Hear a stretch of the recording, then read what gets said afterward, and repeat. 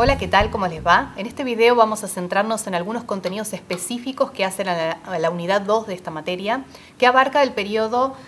formativo del asociativismo en América Latina, es decir, el periodo que va desde 1850 aproximadamente hasta 1930 también aproximadamente, porque naturalmente la periodización puede ir variando de acuerdo con el caso nacional. Y nosotros acá lo que vamos a hacer es recuperar, por el contrario, las características generales, comunes a América Latina.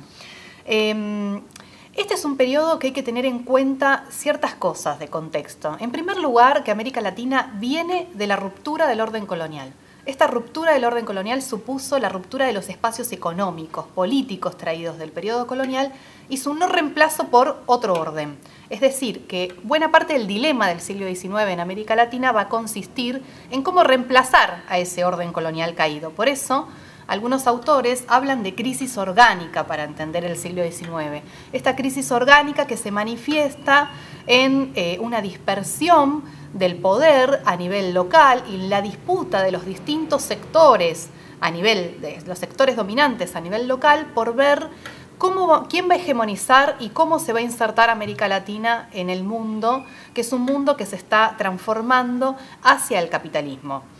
Hacia mediados de siglo, fines del siglo XIX, este dilema se resuelve. ¿Y se resuelve de qué manera? Se resuelve, por un lado, con la inserción de América Latina como una región dependiente de las potencias centrales y como una región que se va a especializar en la producción de materias primas y alimentos. Y por otro lado, se resuelve con cierto pacto a nivel de esas oligarquías locales que se disputan el poder,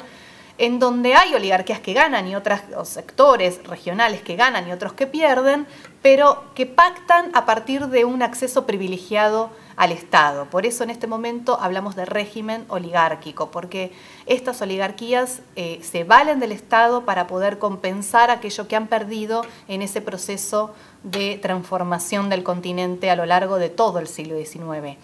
Este es el contexto que nosotros tenemos que tener en cuenta para poder pensar este periodo formativo del asociativismo en nuestra región. Y vamos a ver que también es muy heterogéneo. En primer lugar es heterogéneo porque este proceso de inserción capitalista va a ir acompañado con la necesidad de proletarización de las masas, que según el país va a ser la proletarización de las masas campesinas,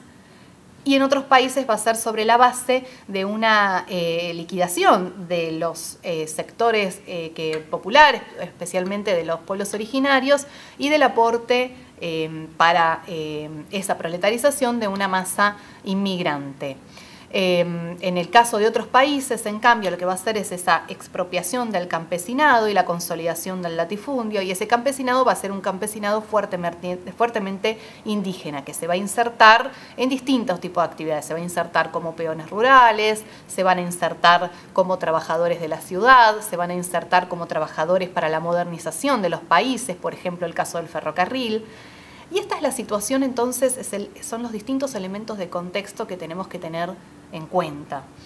Este es un periodo en donde los trabajadores tienen una enorme indefensión respecto del Estado, es decir, un trabajador que en este momento se enferma es un trabajador que se queda sin trabajo, una mujer que se embaraza es una mujer que se queda sin trabajo, y el Estado no protege ninguno de estos aspectos. Es decir, en el trabajo la vida y la muerte es algo que se juega diariamente.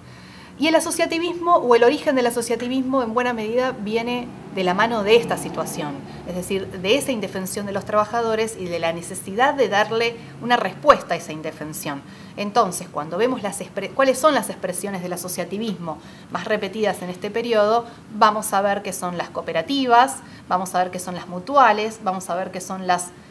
asociaciones de ayuda mutua, que luego se van a transformar en sociedades de resistencia y posteriormente van a ser el germen del sindicalismo moderno. ¿Sí? Pero son todas expresiones que vienen a intentar resolver aquello de lo que el Estado no se ocupa. ¿Sí? Este es un primer momento en donde el asociativismo crece con cierta anuencia del Estado, en la medida que el Estado no se está ocupando de la asistencia social hacia los trabajadores y las relaciones entre el capital y el trabajo se libran de manera anárquica. Luego va a haber un segundo momento que coincide con la llegada del nuevo siglo, con el inicio del siglo XX, en donde este régimen o estos regímenes oligárquicos revisan un poco sus posiciones en la medida que empiezan a detectar que el asociativismo obrero o el asociativismo vinculado a las comunidades campesinas, a las comunidades indígenas, pueden dar muestras de combatividad muy fuertes. Y entonces empiezan a darse cuenta que quizás el Estado tenga que intervenir para regimentar ese mundo del asociativismo. Este es un periodo que coincide con un inicio de la iniciativa estatal en el mundo del asociativismo obrero, vinculado especialmente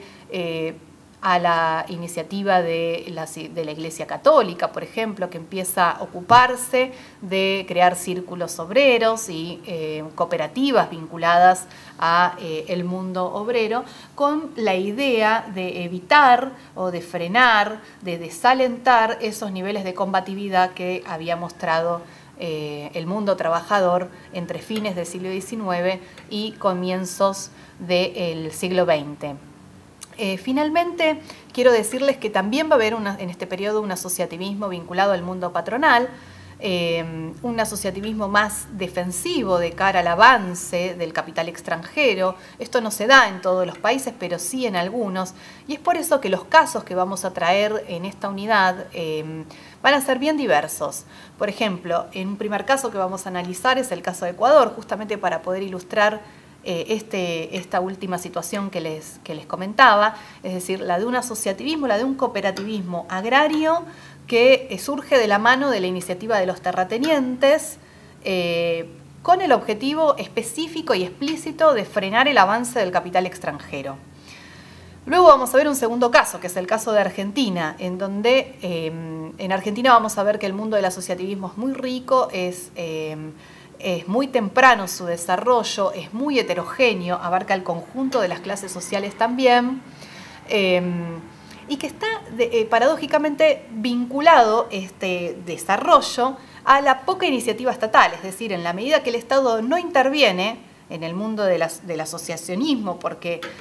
básicamente, como les decía al inicio, su actitud predominante es la de no contemplar cuáles son ni proteger las necesidades de los trabajadores, sino que en este momento el Estado desarrolla una actitud más hostil, más de carácter represivo frente al mundo obrero. Paradójicamente esto permite que el asociativismo florezca, y es por eso que algunos autores inclusive hablan de que el asociativismo ayudó a republicanizar América Latina, a democratizarla, como una especie de paradoja, ¿no? Como en el momento en un momento en donde son los regímenes oligárquicos los que dominan con un fuerte sesgo autoritario, paradójicamente crece el asociativismo con este carácter democrático y demás. Por eso, insisto, analizar la cuestión de cuál es la relación con el Estado y el mundo asociativo no siempre es una relación lineal, hay que verlo caso por caso, por momentos que ocurren estas paradojas en donde la ausencia del Estado favorece al asociativismo. ¿Y esto por qué lo digo? Lo digo porque el tercer ejemplo que nosotros vamos a tomar en esta unidad, que es el ejemplo de México, que va a estar atravesado en este periodo por la Revolución Mexicana, que es una revolución que se desarrolla a partir de 1910. Vamos a ver un caso que es contrario a lo que vemos que pasa en Ecuador y a lo que vemos que pasa en Argentina,